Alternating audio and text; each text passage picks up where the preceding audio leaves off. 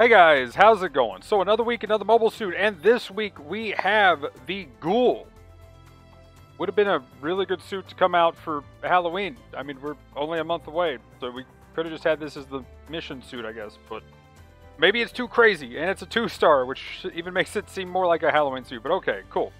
Anyway, you know, I could do the meme that I did before with, I think it was the Barzam, and that's it. And literally, that is literally it. There's a half off for it. And it's GBO days, and that's literally it. There's clan rank stuff. We can look at that, I guess, just to look at it, but I mean that's pretty much it. So the one this weekend on the 9th, 4v4, it'll be the late night one. There it is. Cool. Let's go talk about the Ghoul.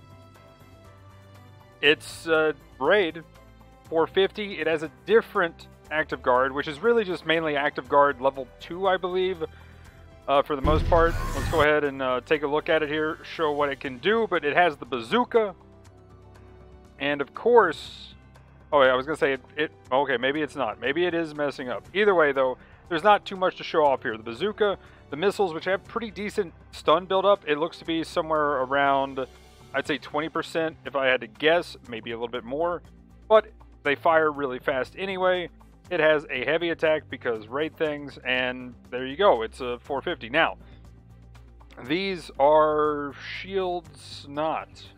They're going to be buffers probably. Special arm equipment buffers, level 3. So luckily it's level 3. That should be 30% reduction.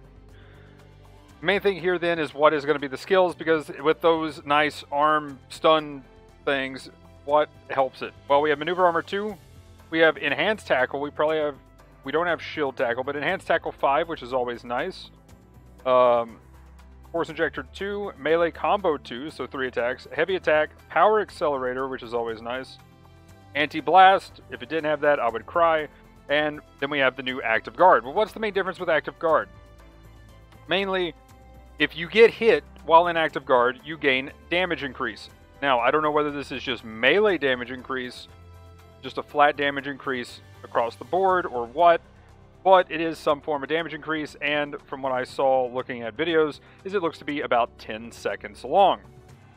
And that's pretty much it. So let's go ahead and look at the other stuff. The damage is really nice. I've seen around 13 to 14,000 damage from the heavy attack. This has a 500 damage incendiary, which is really nice. I don't know if it's just 2 or 3 ticks, but either way, you can just spread the incendiary missiles across a team, do a ton of damage. At least, you know, if there's a whole 6-man in front of you, you're at least hitting 1,000 to 2,000 damage in just the incendiary stuff if you manage to ignite all of them. Now, the damage, as you can tell, for the missiles is almost nothing, but incendiary damage being high is awesome, and at a 300 range too to boot is really nice. Then we have the melee weapons themselves, 2-second cooldown time, 2-second charge time. Amazing for both of those. That is huge. So you got an easy follow-up with your 2-second cooldown time and 2-second charge time to then get some big heavy attacks here. This thing is a melee monster just because of that, and with active guard allowing you to get even more damage. Really nice here to kind of active guard and defense up. Part slots being 14, 11, and 7. With 20 defensive across the board and 18,000 HP. Not too bad at 450 cost when you calculate the active guard in there. Especially if you have your melee shield weapons out and they're up, and then you hit active guard. I'm assuming, just like other things, the barrier, you know, the buffer for 30%, obviously these are multiplicative reductions, so, you know, it's less effective, but all of these combined is a pretty good reduction overall to the damage you're taking. And then, again, sorry, I don't know the exact damage up, but if you take a little bit of damage while in active guard, which gives you a better reason to use it, then you can actually get more damage out. I'm hoping it's both ranged and melee instead of just being melee, but, you know, assuming most of the time, especially since this is on a raid, it could just be melee only, but I'm hoping this is something that's going to come to other active guard things, both support and general ones that they decide to add it to. Now, the missiles themselves, again, have really good stun buildup, and there's 16 of them with 325 damage at 300 meters. Really good. And then, of course, we know what the bazooka is. good for stun, and, you know, decent damage. Not bad. Again, with a 13,000 to 14,000 heavy attack, this thing is gross. I'm pretty sure what I saw, it might have been a support, so I could be wrong here. But either way, if that is the damage on a support, you're almost one-shotting most supports. You can definitely follow up with that 2-second cooldown easy after a heavy attack. And if you're just following up somebody knocking one over, easy kill there. Same thing with generals, you can do the same kind of deal, and there you go. So overall, if you need a 450 raid, this one doesn't seem bad, and really the question is going to be how well you can stun this thing, and with only the maneuver armor, that's kind of the downside with this suit. Yes, you have active guard, but you have maneuver armor, and that's all you can rely on. So once you're stunned, it's going to be hard. If they combo stun you, you have no way to really get out of it, and you just pretty much have to rely on your maneuver armor to get to your target. So that is going to be the only problem with this one, but as far as the damage and what it has in a base kit, especially if you can bait some shots with your active guard Kai, not bad. Pretty solid overall. I definitely think there's better. As far as heavy attacks go, though, this thing is definitely good with the heavy attacks, but anything with a dodge roll is probably going to be a little more consistent than this.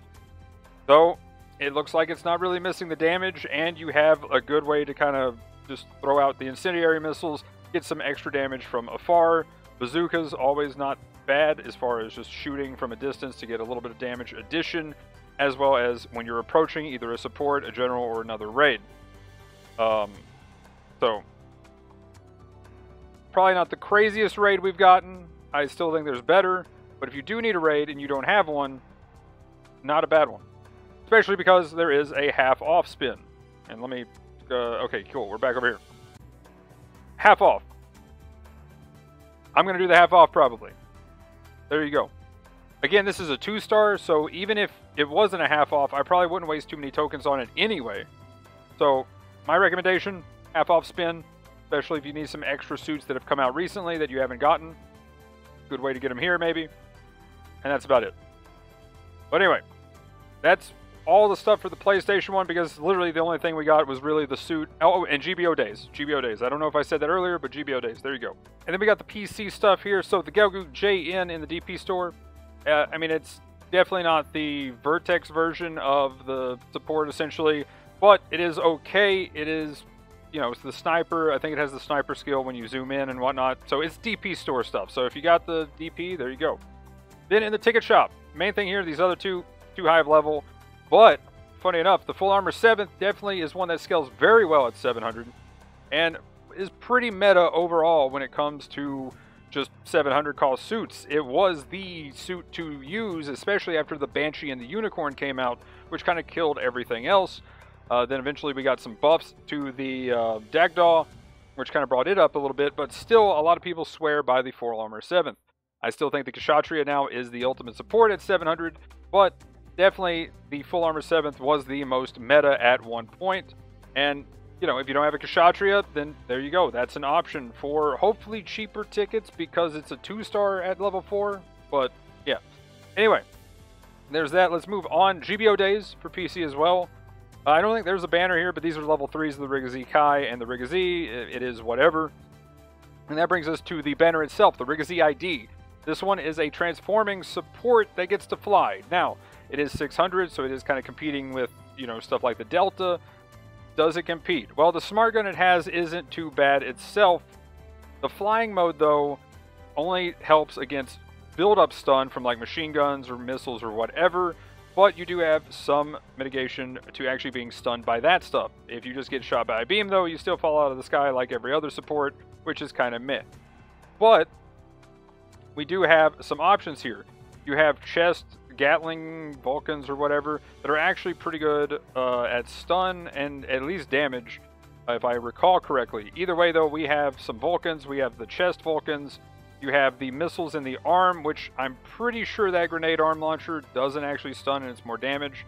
If it does, please correct me on that. But this suit was decent when it came out, and the problem is it's 2-star, so I can't really recommend trying to spin on it. Just like on the PlayStation stuff right now, everything's 2-star hell, so there it is.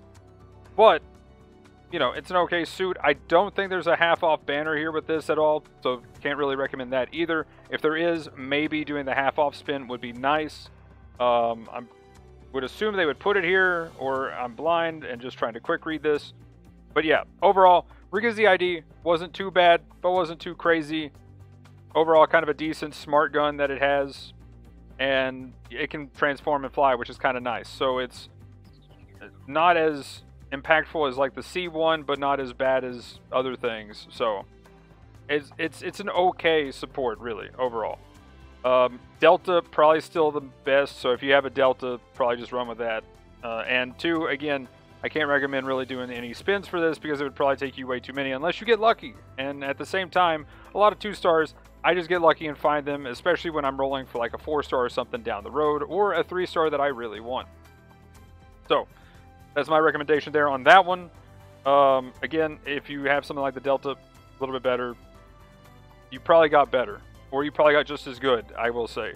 Like, personally, I would say just buying the Super from the DP store is probably just as effective as using this thing. Just saying. So, there it is. Free once a day spin still going on. That's really nice. If you didn't get these, I guess that's still going on, so you can get these too. And then that's pretty much it. They're still keeping this event going on, and that'll be nice for extra suits from this, which is pretty hot. 28 suits. But anyway, that'll be it for this one, guys. Let me know in the comments what you think about all this. Did you get the suit? Did you get either one, PC or PlayStation? But yeah, usual stuff in the description below: Twitch, Twitter, Discord, Instagram, TikTok. But like, comment, subscribe. That'll be it for this one, guys. Thanks for watching. Have a good one. Peace.